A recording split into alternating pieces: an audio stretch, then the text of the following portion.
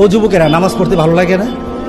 হ্যাঁ, জানো যুবক, এই বৃদ্ধ মানুষটা যখন সিজদা দিবে, তার সিজদা আল্লাহর আরশে যত ভালোবাসার, যুবক তোমার সিজদাটা তার থেকে লক্ষ গুণ ভালোবাসার, লক্ষ গুণ ভালোবাসা।